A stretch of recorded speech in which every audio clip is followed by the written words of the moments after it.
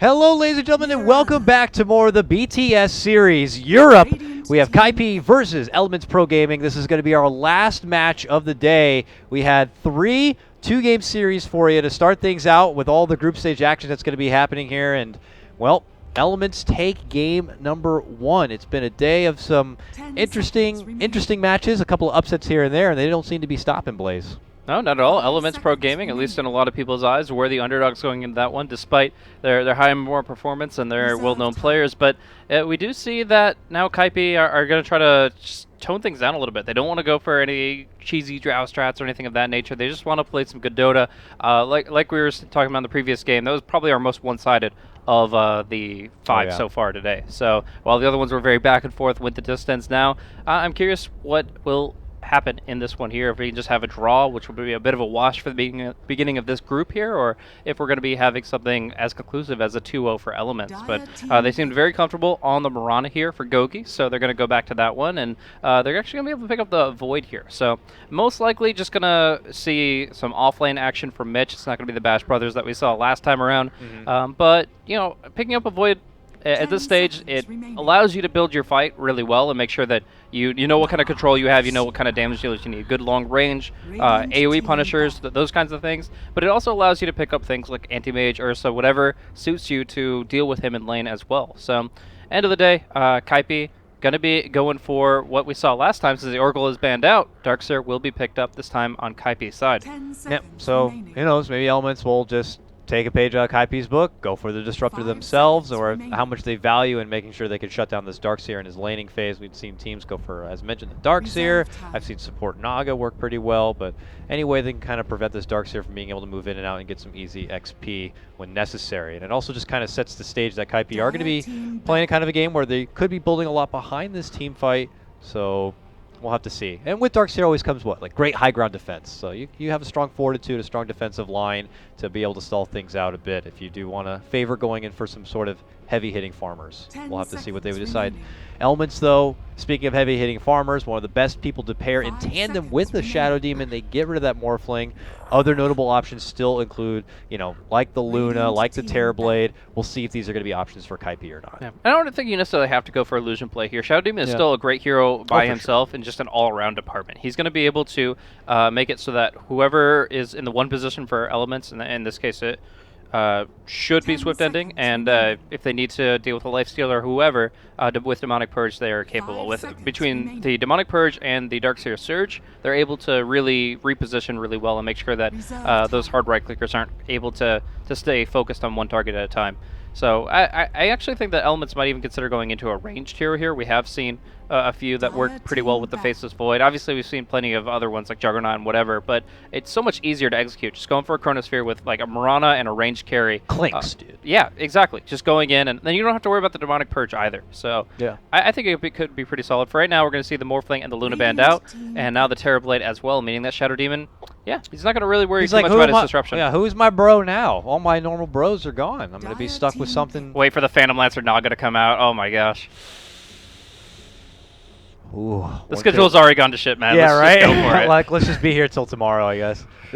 Elder Titan will be the third choice here from Elements Pro. Biz managed to sneak its way all the way through. Doesn't hesitate too long, though. Kaipi will be able to just creep themselves right into the Ricky pick here. So can be a bit of a nuisance in the laning phase for people like the Faceless Void. Lots of potential, lots of setup. Works wonderfully, I guess, with the Ion Shell if you want to be really cheeky. Yeah. So I definitely think he'll find himself in the off lane more often than not for the laning phase. And I think that even just a simple disruption into a smoke screen will allow you to get some pretty clean kills on targets, especially if Faceless Void. That's the only reason that Riki would actually be top, is if the Void is getting too aggressive, is overextending a bit, and you can punish that. Shadow Poison is actually pretty good.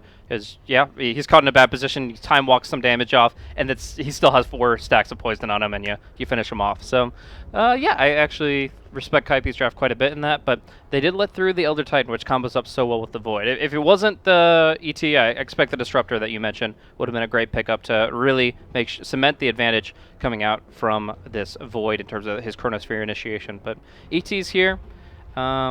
all the main edge carries are off the board, so I'm not sure This how... is where I bring up a name that I'm surprised that we're just not seeing, and we did see a lot of TI, like Timbersoft, for example. You know, like, what happened, man?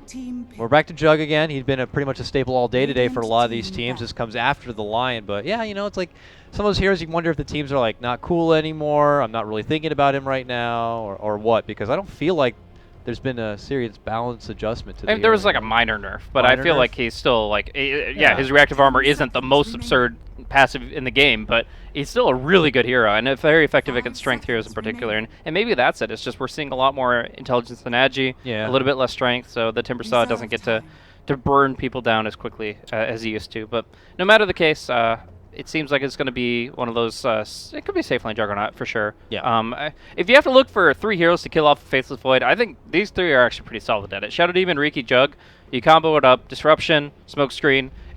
What you want to do is lead the Smokescreen a little bit, so he has to run through it before he can time walk.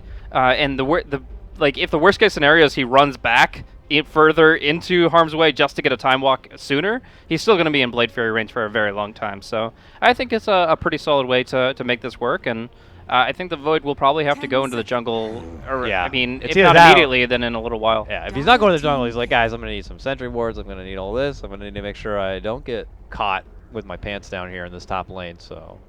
You're right on that one. I'm curious to see if Elements are going to find a way to adjust the approach of what could be a strong laning phase setup here for Kaipi. Final set of bans do come out. Kaipi get rid of the Sand King, who've been an MVP pick for the majority of today, while Elements get rid of one of the strong remaining mid laners to be able to kind of go toe-to-toe here, and that TA. You know, if it's not Mirana, you know, it's hard for me to gauge really what a Sing classic hero would be in this kind of situation, you know? So... I'm very, very curious to see what Kaipi will fall back on here for Senior Sing. Yeah, I mean, the Coco being banned out early, it may be a respect ban along with the Bone 7 Bat Rider. It seems like Elements have done their research. They know what Kaipi like to play, and they're just not going to have any of that. So it could be a variety of heroes here, but I definitely think that they're going to want to do some really good pushing. I mean, I could see like a Lone Druid coming out, do like a mid-jug, safe lane Lone Druid, something could be effective enough. No matter what, though, they definitely want to start putting pressure out before the Void and ET gets to late game. So I definitely think some better lane pressure and some better mid-game, and they go with something that has kind of a happy medium. The Slark can still fight it out pretty well at the late game, less so against the Void ET, but still in general, with the strength of his scalability, and still fights very actively very early. Pounce into... the Smokescreen is still going to be quite effective, and the Void has to be afraid unless we end up seeing that Darkseer Riki combo showing itself on the lane. I'm curious now for Elements. Get to see the Slark picked, and you have this one last grab for your one position, I'd imagine, to be able to combat it out. Someone who can man fight against this Slark, or at least kite him about and not have to worry about how elusive and how durable he can be with the benefit of that Shadow Dance. It's not an easy task. Slark is one of those heroes who I feel like doesn't have too many, you know, serious mortal enemies. Well, I mean, there are a few, but most of them are in the support department. Yeah, Disruptors, exactly. Ancient Apparitions, stuff like that. So when you talk about core heroes here, they're actually going to go for the OD themselves and say, hey, Sing Sing, let's show you how to do it. Let's see if he goes for his own unique skill build here as he matches up against Sing Sing's Jug in the mid. Hey. That is actually a pretty good counter in my mind. Like, what does Juggernaut do without mana? So 13 mana, boy. Yeah, Wasn't exactly. it against the Jug too? Yeah, oh, it absolutely was. Okay, we'll see if Gogi can get his own puppy thing going, or if Kaipi are going to be able to withstand it or not. Should be a doozy of a final game for us today, as we see the final pickups come up right here. Should be a good time. Man, oh man. The team fight is certainly there for Elements. That's for sure. I guess Kaipi have their own element to it. Vacuum, smoke. Who do you think the pressure is really on here? Is it more for Kaipi and being able to kind of get that successful safe lane going, keeping the Void out of the lane? Well, I'm going to be looking at the progression of the OD and the Void mostly, because in this position, like, if the Swift Ending gets like a Bleak Dagger, they can set up the ET really well with a Chrono, or the OD just gets absurdly farmed in the early stage, then yeah, I think that they'll be in a pretty good position. But if that doesn't happen, then Slurk gets more space, more time, gets the Shadow Blade, and starts making things happen, and that is going to kind of shift attention elsewhere. But yeah, for now, Sing Sing, poor man's shield, should be fine for the first like 3 or 4 levels in this lane. even with the melee versus range factor, the OD really doesn't get going until like level 5. What I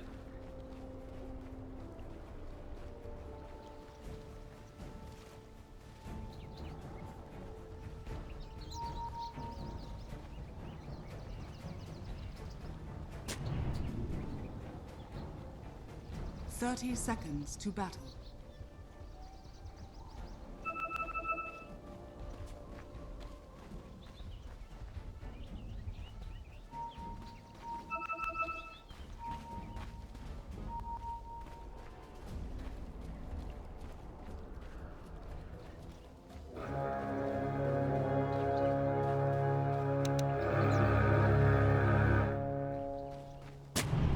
The battle begins. I'll take that as we meant to have this.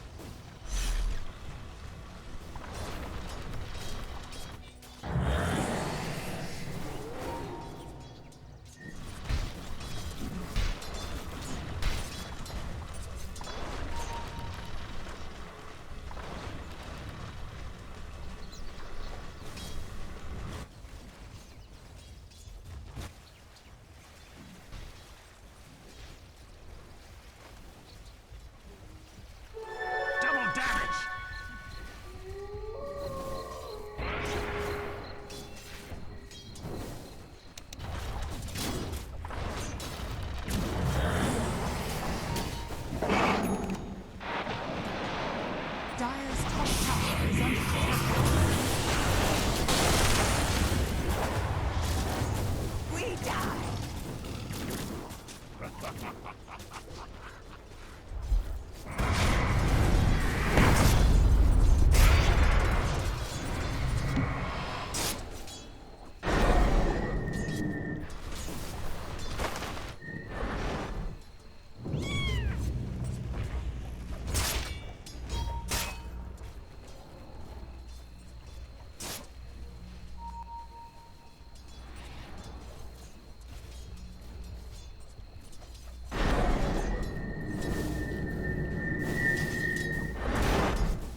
Face it.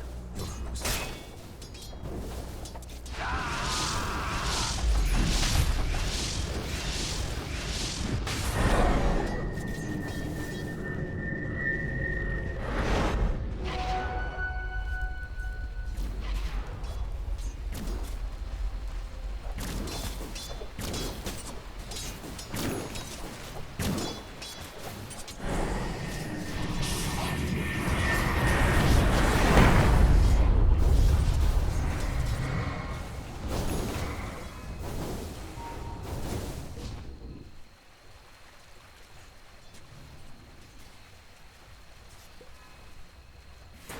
Radiant's top tower is under attack.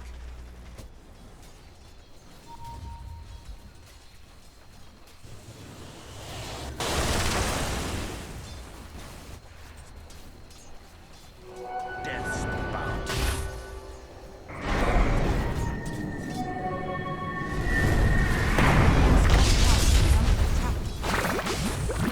Right through me. My pride was like yours. I am indisposed. My enemy is an honor. Good night.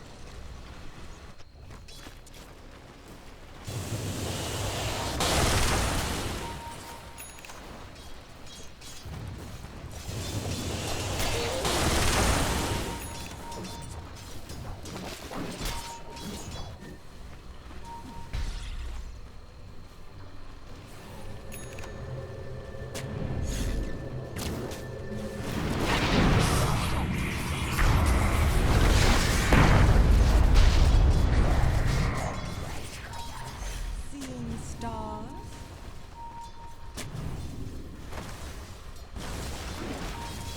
Radiant's top tower is under attack. Mine can't face you.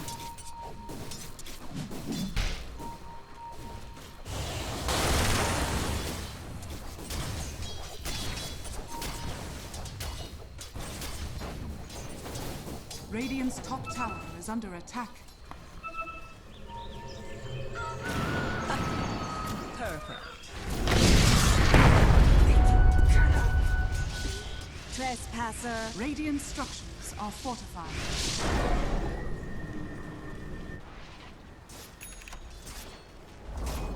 Radiant's top tower has fallen.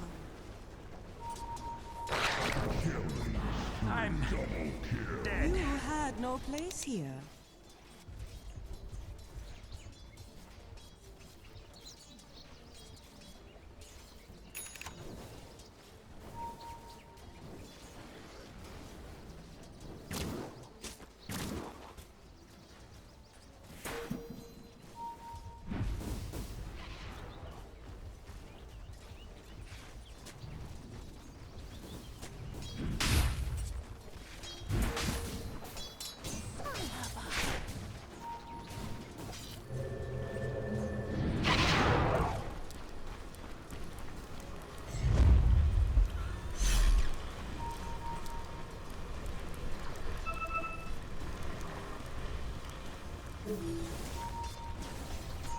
Dire's top tower is under attack. That's easy. Radiant's bottom tower is under attack. My blade has tasted better.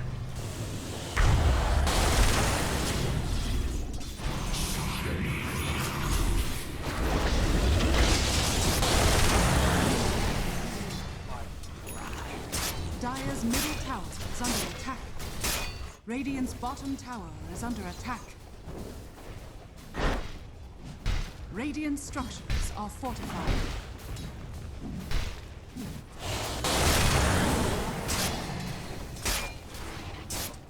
Dire's middle tower is under attack. Radiant's bottom tower is under attack.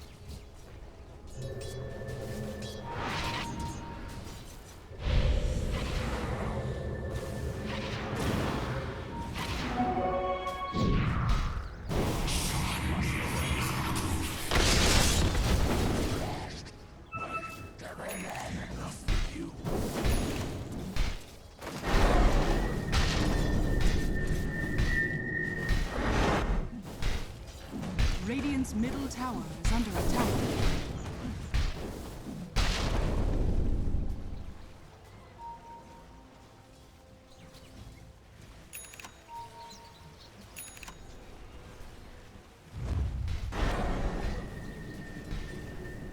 Radiant's middle tower is under attack. Dire's bottom tower is under attack. Radiant's middle tower is fortified.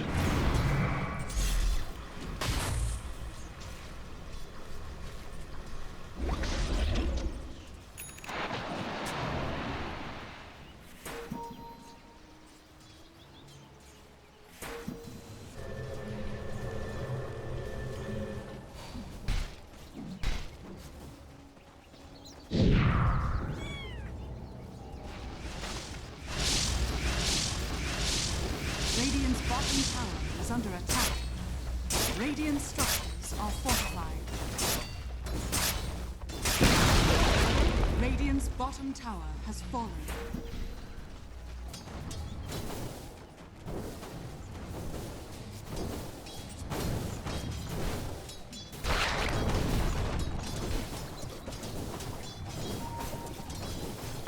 Radiant's bottom tower is under attack.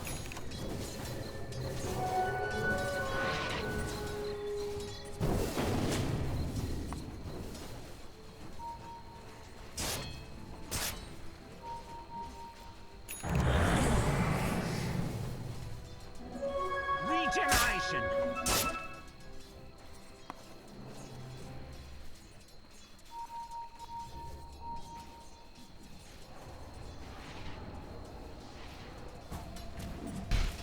Dire's structures are fortified.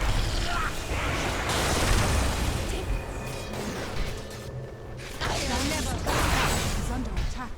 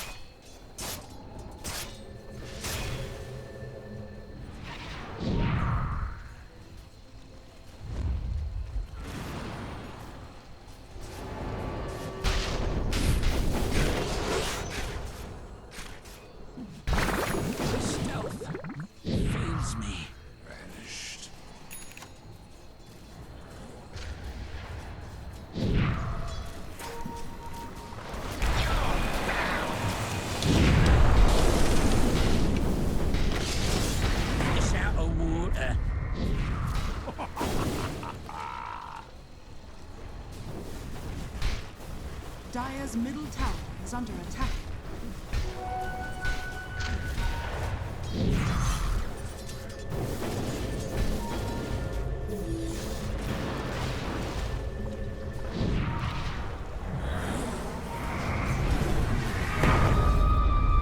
Radiant's middle tower is under attack. Radiant's top tower is under attack.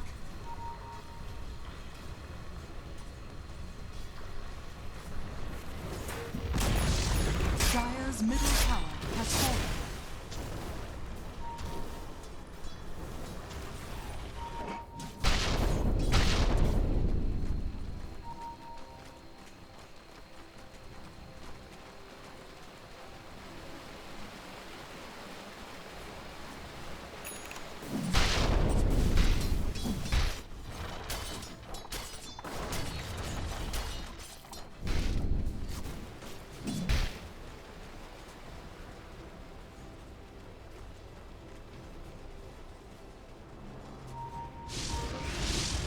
Dire's top tower is under attack.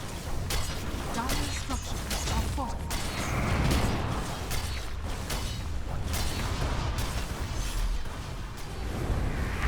Radiant's bottom tower. A position we were looking to see them in game number 1 with their Drow lineup, but have really hit their stride here, at least in game number 2. Oh, looks like we got something back here. Yes, we are back live. Are we live again? Hello, everybody. If you can hear our voice, we're coming back in live and stream. So if you didn't like to hear the casters, you can just mute it now. If we get back in, it's Kaipi moving on in for a tier 2. Certainly going much better here in game number 2 than it was in game 1. Sing 3-0, and looks like they'll be claiming the tier 2.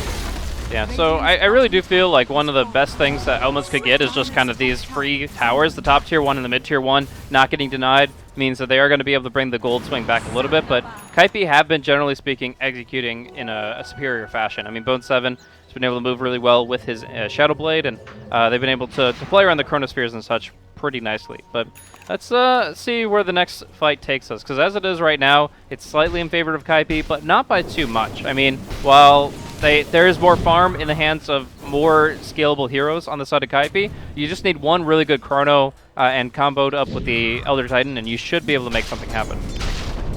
Yeah, last Chrono, of course, very nice to be able to punish out Bone 7. Maybe getting a bit too greedy for that mid lane tussle.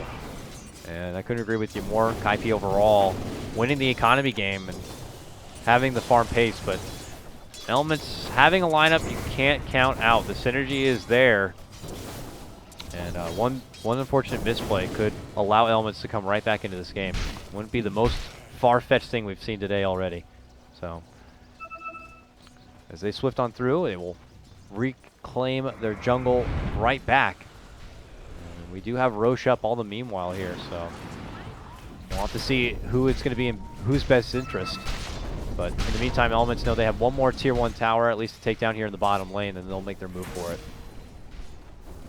Yep, so I think it's going to be a pretty good team fight here. It all depends on positioning of Kaipi. If they're able to kind of spread themselves out in this and just kind of go for a really good flank, as we see 3 heroes smoked up already, I actually think that they can get the better end of the trade. But Elements, if they can get a 3-man Chronosphere and get the damage into it they need to, they should be in a pretty good spot as well. It just comes down to that initiation, but Dire already getting a great scan off will be able to detect, despite the Moonlight Shadow, their opposition, and they will make a move forward. Elements were hoping for the approach from Kaipi in that low ground position, but the Kaipi have already made an up and around movement and avoided the trouble while Sing moves in from behind. Oh! Beautiful Omni Slash setup will quickly get rid of the Elder Titan. No buyback, no return to the fight for him on this one. Chrono will fly out, does nicely connect with 3, helps them get the finish by taking out the Riki, but is it going to be good enough for them to be able to come out with the clinch here? It looks like Kaipi are going to be doing the dirty. They move in, they get a nice vacuum setup, and Sing Sing will be able to chop down not 1, but 2, it looks like, at the end of the day. Meanwhile, a chase for Bone 7 does not lead to success. Elements can't get that grab. Sing Sing gets that finish, gets a mega kill now, and it's all Kaipi for this trade. Yeah, it was Bone 7 who kind of kept occupied both the Mirana by Mitch and the OD by Gogi. They were able to get an arrow on him, and they thought it was a good opportunity. Almost burned enough mana, but Magic Wand is a great item to have against an OD when he takes away so much of your intelligence, and he's able to wand Shadow Blade out of there and just disengage. So 2 big damage dealers focused elsewhere in the fight allows Kaipi to just tear it apart. And of course, their really good usage of scan as well as smoke to get in position. Taking out the ET at the beginning of the fight with the Omni Slash and relatively going unscathed through the Chronosphere is exactly what they needed to go forward. So really good movement from Kaipi. And now they have the Blade Dagger on Darkseer, so it's not even going to be that hard to find their opening. Yeah, easy setup if Elements are going to be allowing that kind of potential, but what do we do now for Elements here? They still have that strong team fight we've been acknowledging through the game. With that comes a respectable high ground kind of defense, but you know, do you want to risk going against Kaipi and kind of taking things slow and farming up when you have a safe lane farming Void? Like, what's their next move now? Every chrono, you have to make the most of it. Yeah. You have an Aghanim Scepter now in the Mirana, so you have the damage in the chrono, but you need to find that opening. 7 stacks of Shadow Poison. Doesn't do much more beyond 5, but it sure looks like a great number to have here on top of Roshan, as this is going to be going down pretty quickly here. But we do see the Radiant Echo Stomp coming out, giving them cause for concern here in the pit, and it will be a one-man Earth Splitter coming out on Juggernaut. Sing Sing gets hit with a bash from Roche. Oh. Allows him to get hit by the Earth Splitter. And now Kaipi thinking that they could take a fight here, but Elements have that kind of high ground positioning. So obviously going to be a bit hesitant to kind of casually roll up into trouble. Fluff will be right there beside Sing. Moonlight Shadow, but the sentries were dropped. They're going to see this. They dropped their own sentry. They're going to try to quickly get rid of the wards. Sing walks in, gets off his Omni towards the Moonlight, gets quickly canceled up and about. Well, the Prison will be there to help assist. Meanwhile, Chrono jumps in, catches 2. Nice, beautiful 2-man stun follow-up. Nice. There's the damage you were talking about, Blaze, as the Starfall does come through. But can Kaipi be the janitors to clean up the rest of this mess? They are going to be able to get the grab, taking down not 1 but 2 as Mitch will fall. Makes it 2-0. And Bone 7, oh, Pounce, barely able to make it out, goes right into the Shadow Walk and will make it away. They will get the cleanup kill as they get Goki too, making it a 3-0 fight. All KP again. They'll go back and they'll finish what they started in that Roche pit. And the sad thing is that's one of the best fights that they can hope for. In that situation, they were able to break the Omnislash through Ghost Scepter and then Astral, or the Astral Imprisonment, I should say. There are 2 kinds in this game, but yeah, even still, they got a great Chronosphere, they got some good damage out, but the mech brings them up all high and fresh, and they're able to just keep on burning it through. Even the Slark lives through all of it. Even Bone 7 is able to juke and jive his way to safety, and now he's got an Aegis, so he doesn't have to really give any cause for concern. Now, I'm curious if he actually goes for the Echo Saber or the BKB with this Ogre Club. I think both are good for different reasons, and it just comes down to what Bone wants to do. I know there are certain players, maybe like Eternal Envies out there, that would go for the Echo Saber. They want to improve their farm speed, want to get more kill potential, but at the end of the day, you are up against a lineup that really thrives on a target not being immune to magic. Bone is typically that kind of guy. I mean, at least with his Bat Rider, and maybe it's only because he's so comfortable with his Bat Rider. He's not afraid to kind of think outside the box with the way he itemizes, but I don't know if that's going to have any influence on his Slark game whatsoever. So we will see if he wants to play kind of the more greedy farm game of an Echo Saber or play it safe with the BKB. We'll just wait in due time. Meanwhile, we go back to the side of Elements on this one here. They've been brought down a peg a couple of times here, so we got to reach a bit to feel like what's in the up and up for them. And it looks like potentially a Lincoln Sphere. Oh no, it's the finishing of a Manta, actually, here for the Void. Yeah. I was thinking Lincoln Sphere as if we were getting back in some Chinese quality Faceless Void action. Nah, Shadow build is not all that common when it comes to the Western scene, at least from what I've seen. And we are going to be seeing just focus on that Manta Diffusal build-up, which unfortunately is quite delayed. Even for a safe lane Void, Swift Ending has not had that much of a rise in GPM. He only got to lane for a little while before they were calling him to arms, and as a result, now he's getting that Manta at the same time that we've already got like Diffusal Blink Drums on Sing Sing. Yeah. Like it's actually pretty unfortunate that just with the Manta alone, he's not going to be able to do enough damage in the fights, and that makes it actually hard to make the engagements happen. Like you have to rely on Mitch hitting an arrow and hitting a double Starstorm with multiple heroes if you're going to get a kill. Dire's middle tower is under Elements quickly pull out their Moonlight Shadow and just rush back down south. I don't know if they were possibly expecting Kaipi to be rotating on forward or if they were hoping to get the catch onto him, but either way, they beeline it away. And it looks like for now we'll avoid any sort of pressure from Kaipi. But as I say that, very close and nearby here, Sexy Bamboo could be one to kind of scout and set things up. But looks like the overall game plan is to make a move instead here for the bottom lane into a pesky little faceless Void who has really nowhere to run, nowhere to hide. Sing Sing and his mighty blade beheads him in all of his faceless face. Indeed, they're going to find the Slark out here, but he's got so many cooldowns to work with. He's going to have to pop the Shadow Dance pretty early here, and then just kind of heal up at a distance. They know he has the Aegis, so they're not going to commit further on him, but... Oh, hi, how's it going? My name is Sing Sing, and this is an Omni Slash. Unfortunately, it's not going to be enough to get a finish with the help of the Ghost Scepter and the Astral. The Astral can't save you from all that, though. It just gets quickly blown up as a follow-up play there. Sing Sing spins his way out, but Bone 7 says, I got a bit more to fight with here. I don't know though. Got to be careful. Does get a little bit of healing power, but my goodness, they are certainly playing with death. Yeah, Back especially Bambo here, very far forward, but they vacuum the wall Oh! into the tricks of the trade. Massive damage coming out, and they'll clean up the ET. Yikesing is godlike with a double kill, and that's going to be the easiest tier 2 of your life. Whoa, whoa, whoa. Kaipi, man. It looked like they were flirting with disaster there, or was it all one big ploy to draw elements out from the base and towards what they thought was going to be a luscious Bambo takedown? Nonetheless, the job gets done. Kaipi up and ahead here. And with that, the tier 2 gets dropped. Up to the top lane we go. Say what you will about Kaipi, they're a team that's willing to play with fire and not even worry about the burns in the aftermath. They know that they can kind of get in an aggressive position like that. As long as the Void is down, that there's no Chrono, that they can guarantee at least, and even if not, a massive advantage in that, just through sheer skill and reaction. And that's what we got from Bambo right there. That's a very Bambo-esque play. And we're actually going to see him on to Gogi here. Got him. I mean, he's got a Hurricane Pike, but I still got to wonder if that's the right movement here. As we see an arrow connect on Bone for whatever it's worth. Good for them, a scouting arrow, but we're already seeing that kind of position elements funneled inside their base. Really not comfortable stretching out too far here. Take that as tribute. And if they do, I imagine it's going to be some sort of serious smoke move. They actually already used a smoke in hopes of being in a more comfortable defensive position, but Kaipi were not all about moving into the high ground just yet. Looking to take this one a bit more slow.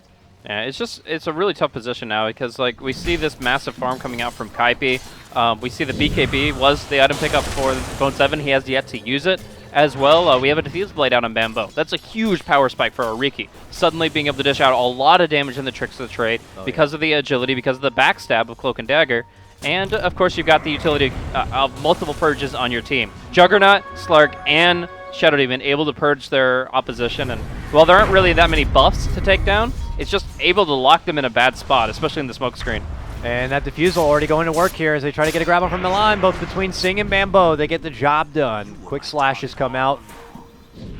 And the Ghostly Cow will go back to the grave. It still boggles my mind that earlier today we had a almost 0 Diffusal game against an Omni Knight. And until like a 6-slotted OD decided to pick one up. And in this game we have 3 against no major buffs. It's just like, hey, I'll take off Dust, or hell, I'll just keep the target within hitting range. It doesn't matter. It's a great item, and we're seeing it put to full effect here.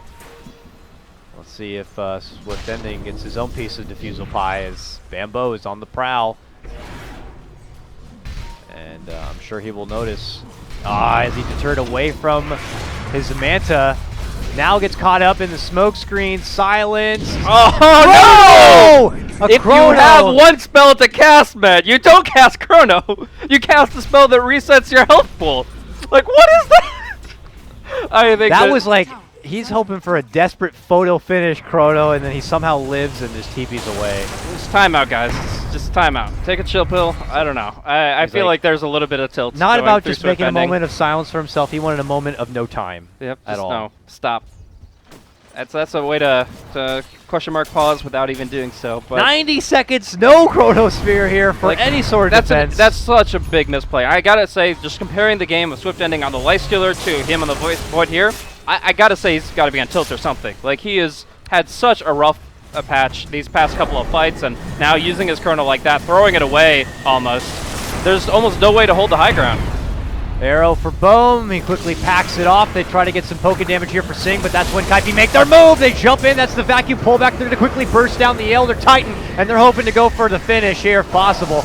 Tricks of the trade is a deep commitment. It's going to be there for Bambo, and they're going to be able to get the follow-up kill. LeBron's going to be out. Faceless Boy's back, but as mentioned, no Chrono to work with. Does that to do it the old-fashioned way? Still a tier 3 standing. Sing to go back onto the warpath for these objectives.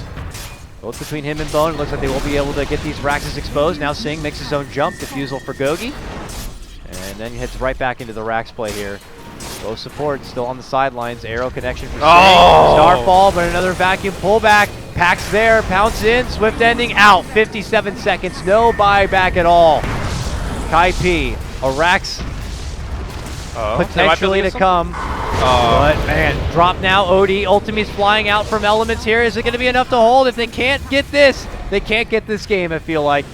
Bone 7 waiting for the Astral to be first concluded. BKB. We'll be able to get it done. He pops his BKB, but it's mostly to assert dominance here in the mid lane. There's a finger. It's going to be able to get the finish onto Bambo, but it's the only feather in the cap right now for Elements on the back end of game 2. Absolutely. What a disaster coming out for Elements. They needed that Chrono so bad. It just wasn't there, and now they don't know what to do with themselves. Bone7 does get caught out a little bit here, but he's got plenty of health to work with and even flirts with the idea of going back in. That's how commanding of a position they're in at this point in time, and I think LeBron just needs a minute.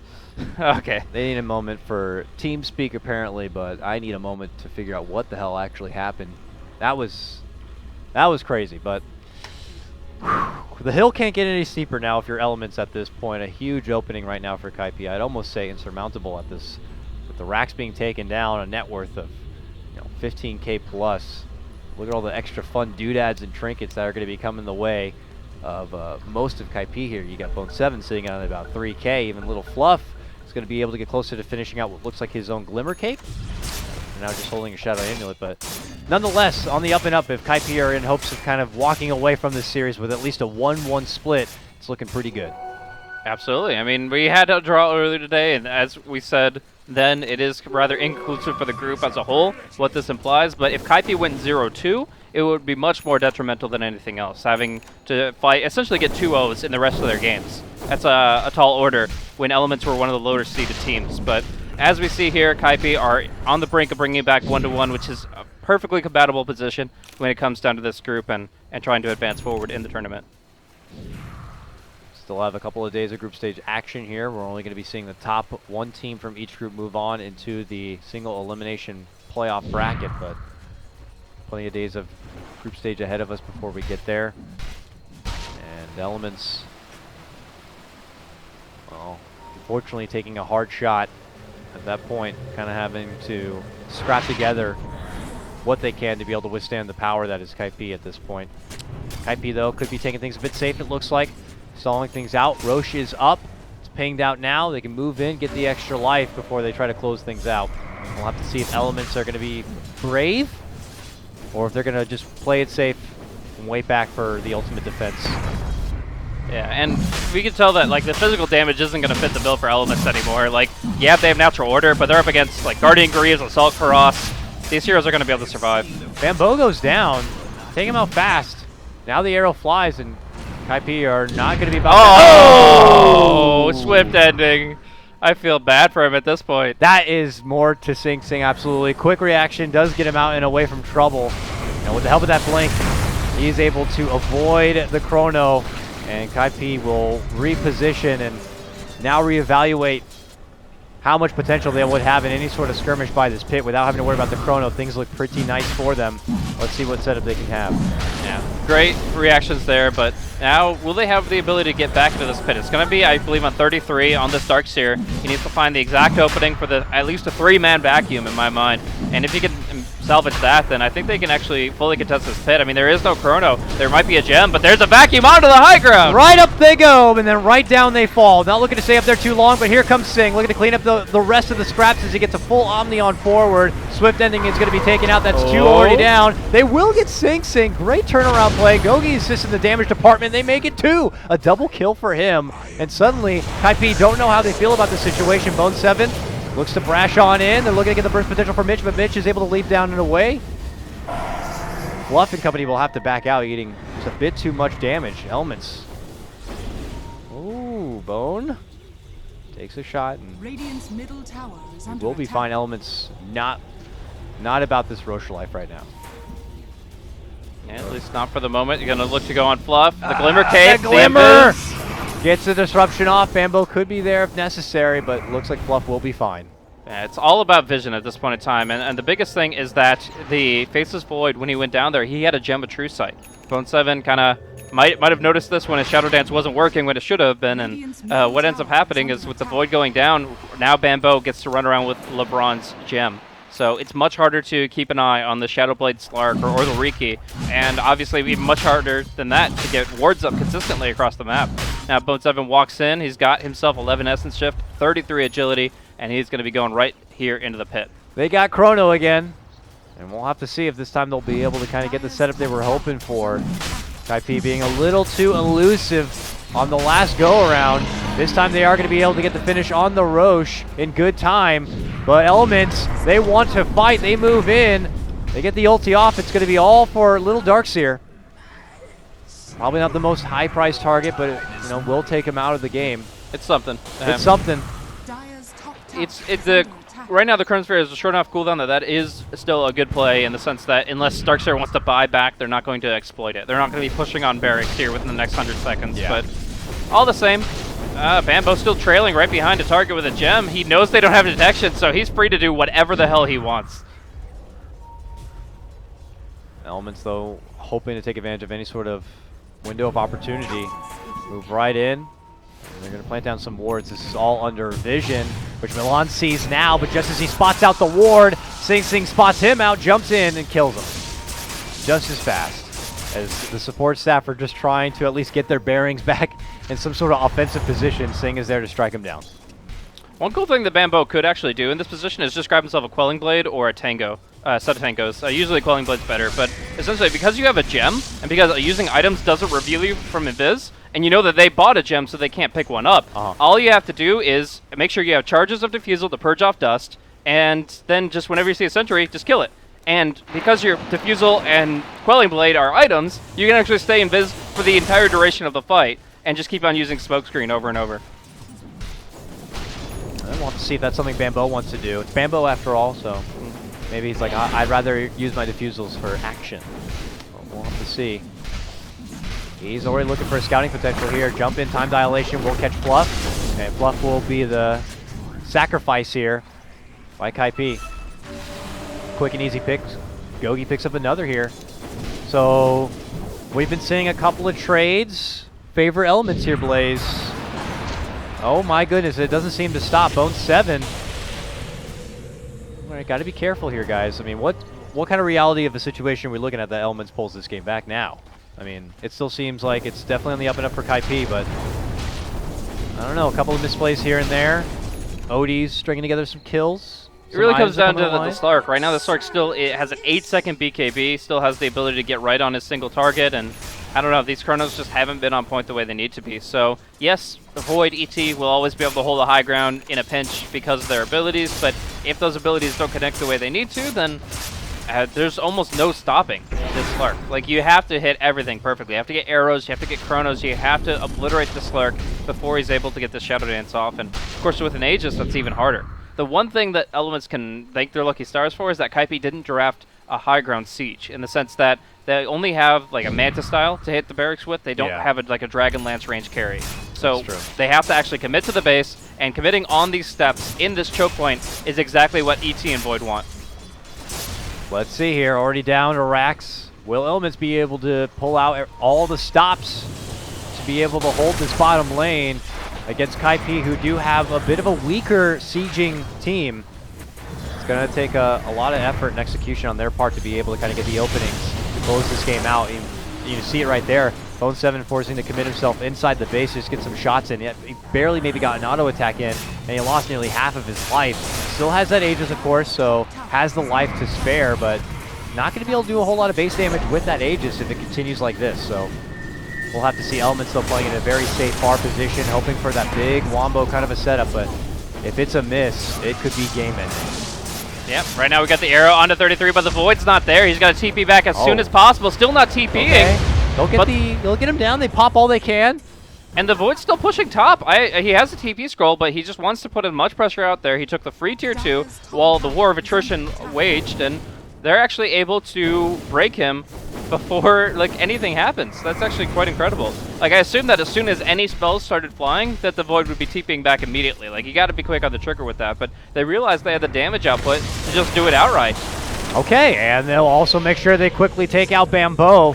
Set him up with the sights, they get him with a stun, they get him with the finger, and now he is in the Shadow Realm, and Fluff also going to be joining him on that front. Okay then, Elements stringing together more kills. I'm looking at about 3 different opportunities that Elements have been able to come out on top here, Blaze. Absolutely. I mean, the Darkseer are obviously posturing here for a jump with the vacuum wall, but well, they just weren't able to do it in time, and suddenly spells come out from the high ground, whether you get caught out by an Elder Titan Spirit or you get caught out by the arrow. It's not good. Any kind of initiation working in Element's favor can start snowballing the fight against you. And Bone 7, obviously he had the Aegis, but he wasn't the target. It was like heroes like Shadow Demon, heroes like Riki or Darkseer that are kind of secondary, but very, very impactful in these fights, even if they're not the carries. We'll have to see where Kaipi's head is now, because for the last 3 fights it's been heavy for Elements, and now they are going to be crossing the river in what feels like quite a while, making their own offensive approach towards Kaipi. I don't know if they're planning on solo playing it around maybe the future Roche or not, but for now not looking to get any sort of confrontation. They still do continue to hold some of the big ultis. They have the tools necessary. Oh my goodness, what the hell just happened? He just walked right into them and they blew the hell out of him. He might not realize the gem or didn't expect E-Blade to do that much to him, but in a blink of an eye, the Slark is dead. Yeah, wow, my god. With the Ethblade double Starfall and the right click coming out from Gogi, he really did not stand a chance here. Up on the other side, we're going to see the back end takedown there as Milan gets executed there for a Sing. All the pressure, though, is really coming here at the bottom lane by Elements, though, approaching in from the southern front. Fluff will be here to kind of slow their roll, but Elements not backing down without a fight. Looking back at it, he just walked into an arrow. I mean, that kind of stuff can happen, but it is brutal in this situation where Kaipi have already failed to make a couple of fights connect, and now you lose your carry for a very large chunk of time, giving a huge amount of gold away as well in the process. Trying to make a run for it. Mitch will be able to step out in the back of a TP as Sing was rushing in with assistance from Bambo. Not going to be able to get it. Suddenly Gogi with 5.3k gold. He's bulking up into quite the old dirty. We'll have to see if it's going to be enough firepower here for Kaipi.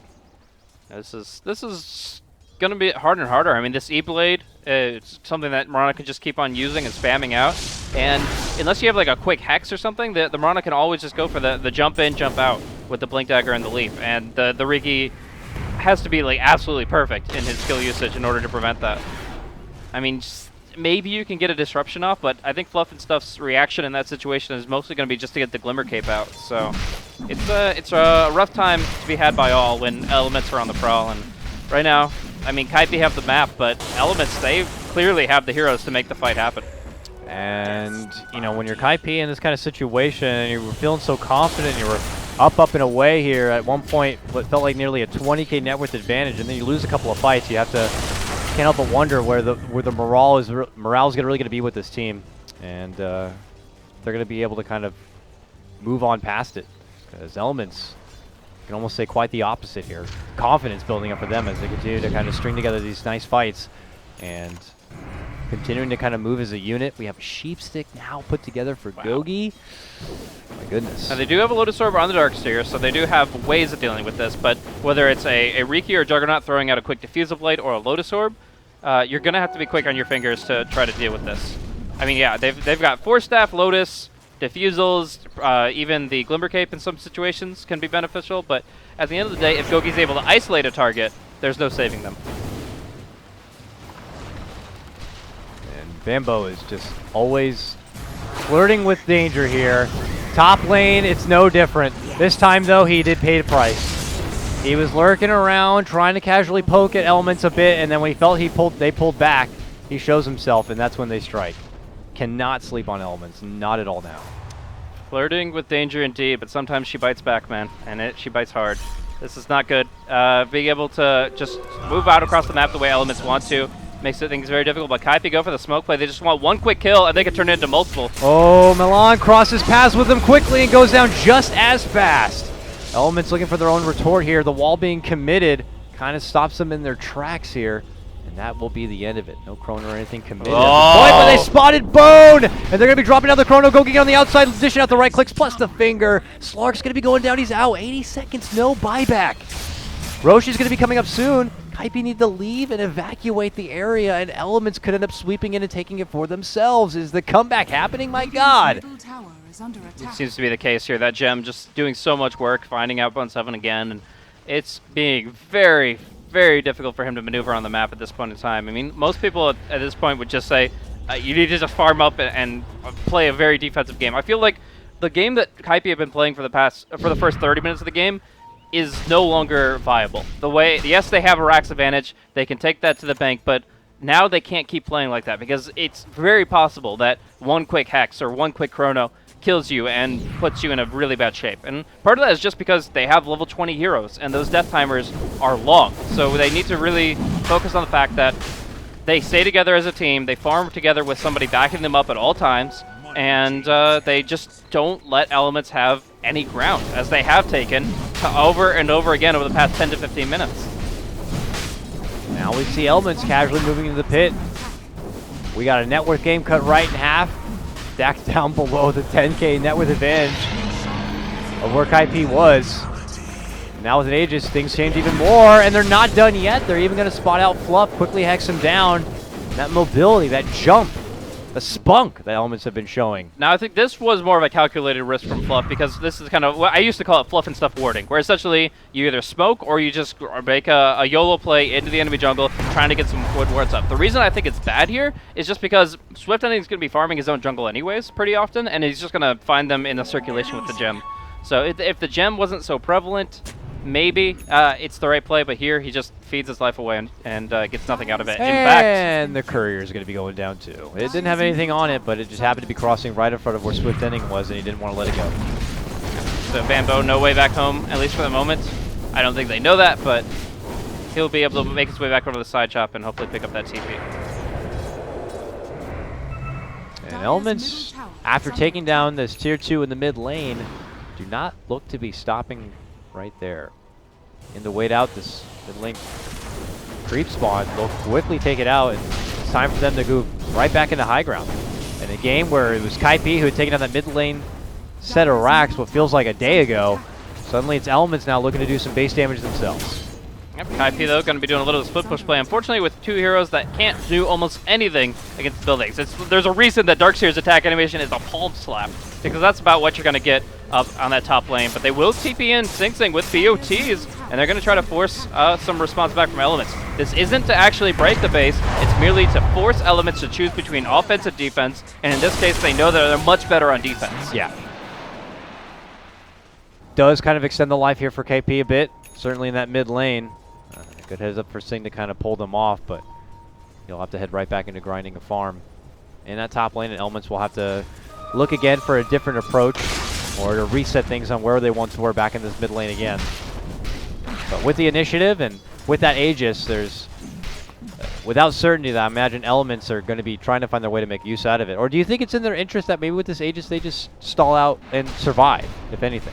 I mean, they definitely wanted something more out of it, but Yeah. I don't think Kaipi are going to let them. They're going to keep doing this rat play here, and Sing Sing with the BOTs is just going to be there every time. So in this condition, I was talking about Darkseer not being able to hit buildings. Look at Radiance heroes. Void with his current items, OD, Mirana, they are not base breakers. They do not demolish things in any real sense. And while they will try to trade a few hits on the racks or the tier 3s, at the end of the day, they're going to have to focus on defense. They're going to have to wait until the enemy is wiped out before they actually move to the high ground. And that's the strength of Kaipi's lineup, with the fact that the Jug can be so mobile with his Blink, BOTs, and of course his Blade Fury to keep him up.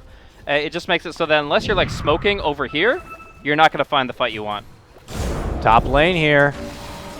Elements almost catching a fight they would love to have here. Sing Sing gets a Lotus to help out. Tries the Manta, and Blade Fury's the hell out of there. They're faking once with the Chrono, and there they'll catch it. They're looking to commit hard for Sing. And they will be able to take him out. Birth is a promise. Death is fulfillment. Elements get what they go in for. Yeah. Sing Sing will have a buyback here, but Elements just quick to try to get back towards this mid lane, it would appear, and just try to push it back. I feel like Mount 7's now going to go for even more rat play, because essentially what this means is they don't want to buy back on the Juggernaut, because fighting into that up against the Aegis is going to be really hard. Yeah. So what they need to do is they need to burn at least these 60 seconds. They know they can't burn a minute and a half to get the Aegis gone from OD, but they need to burn at least these 50 seconds so that Sing Sing doesn't have to buy back, because if he does, it's going to be very difficult, even though Chronosphere is on cooldown.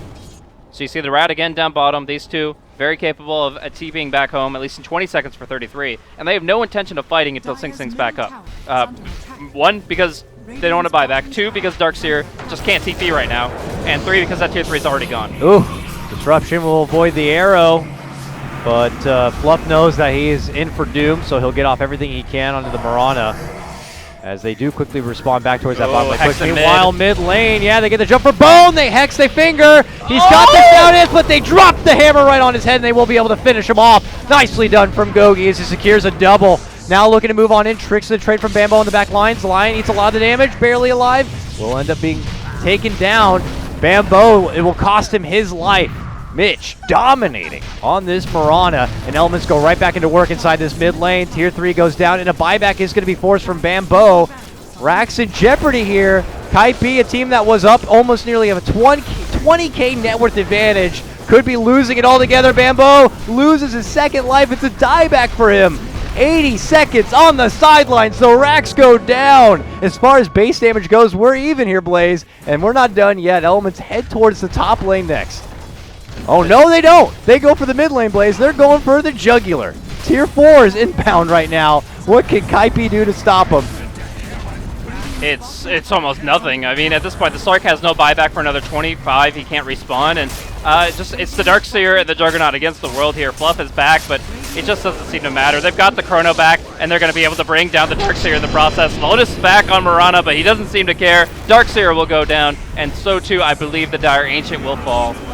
Fluff also to be dropped here. Sing trying to be the lone hero, doing what he can inside the base of Elements, but that is not going to be nearly enough. And look at this, it's going to be Elements who come right back. They're hitting the throne, but, well, it's they not might not gonna have be gotten enough. it yet. They didn't get it yet.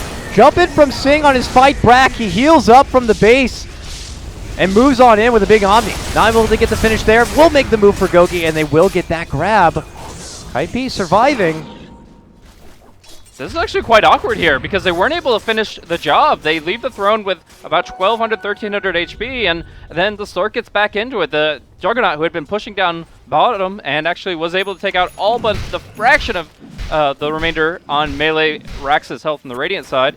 Now he gets back into it. Both cores ready to fight, and they're actually able to shut down Elements. So with Aegis having expired only moments before, the OD goes down, and now this Throne isn't nearly as vulnerable as it once was. This Slark and Jug are massive, and they're ready to take the fight to the opposition. They didn't have to buy back because they couldn't in the case of the Slark, and they're just going to go in. I actually think that while the Throne, while it was so close for Elements, and while we were ready to call it a day, it looks like Kaipi will be able to fight it out for another few minutes. Let's see what they can do with a few minutes of time here. They have 15 seconds before that Chrono is going to be up at the ready. About 20 seconds before the return of this OD without having to spend the buyback. Suddenly, it's going to be Elements here, forced to pull out a hell of a defense. This Kaipi not looking to let this game slip away after they had worked so hard to pull so far ahead. They're looking to walk away from this series with at least a 1-1 split and not allowing Elements to pull out the 2-0 upset. But their approach is still a bit slow. They'll do what they can here. Shadow Demon Illusions.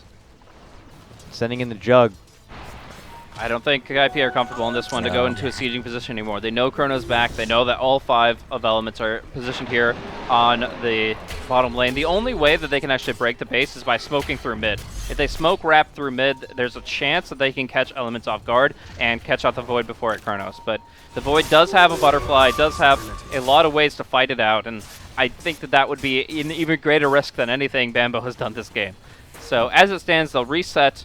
Their Throne may have been low once, but now creeping its HP back up to full. And other than the tier 4s missing, they're actually at an advantage when it comes to the barracks. We'll have to see if Elements are going to be able to find a way to get themselves back inside the base to finish what they started, because it's not going to be coming easy at the moment. As Kaipi are now residing back on the Radiant side here. Sing though, with only so many spots left if he wants to be able to kind of take it to the next level here. Moonshard territory, I suppose, but nonetheless, everyone getting towards that critical mass point. And it could come down to more of the execution game. And with the siege coming in heavy in the bottom lane, it's just kind of a slow play here for Kaipi in the meantime. Elements know that it comes a lot down on the back of this Chrono here. I mean, would it be in any sort of interest for him if he had considered or wanted to consider going something like an Ags, just to have it for almost every fight? Or at this point, is it just more of these fights are so few and far between that it's not necessary?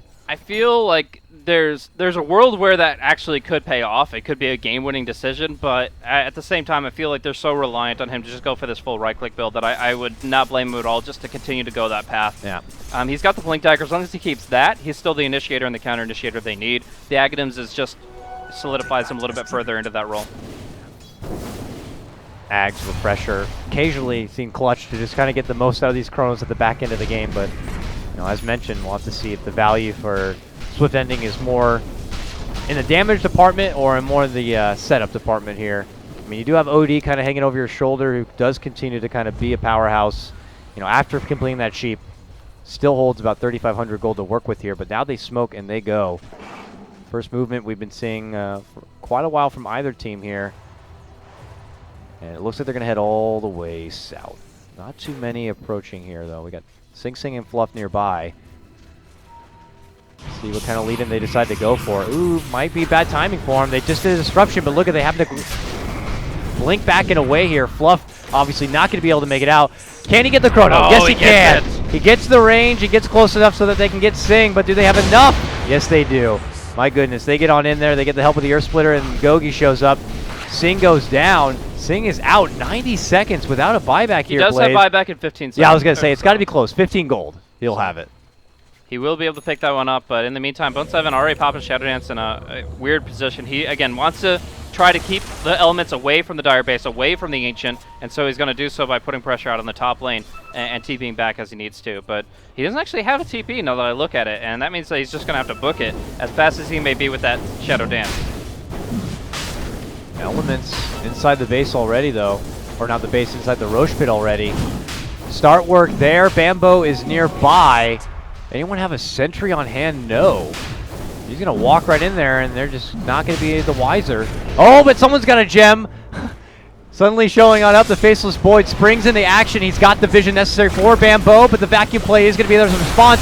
Kaipi trying to make the most of the situation. A finger takes down a big chunk of life there from Bone 7, but he pounced up on the high ground. He's hard to get a hold of, and then they're going to spot him out, and then they're going to look to take him down. So well. He is out 85 seconds, does have a buyback. Meanwhile, on the other front, bursting on forward, Mitch trying to get the target. They will be able to get the finish onto the Darkseer. While on the other side, it's Sing Sing caught between what looks like now 4 members from Elements. He will get shot down. Mitch with the triple kill on his Mirana. And Elements, well, yeah, you could go for Roche, or you can go for the win here. It looks like they're thinking about moving down towards the ladder with a throne that had already been exposed and beaten up. It's still not fully regenerated yet.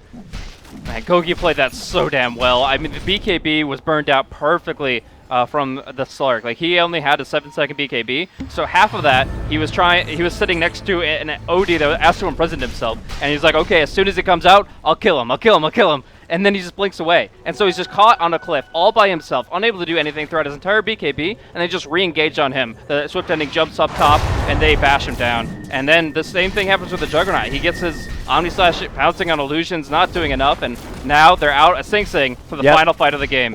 He's got a full minute before he's going to be into this one. They will get the vacuum, but without a wall, it's not as glorious, but there's going to be the Chrono response from the outside. They are going to get a huge burst here for Bone 7. It's more than enough to get the finish, and that will be the game. Elements have done it. At one point, what was about a 20k or so net worth advantage for Kaipi. Elements take the game all the way and right back, and they will close out this series 2-0.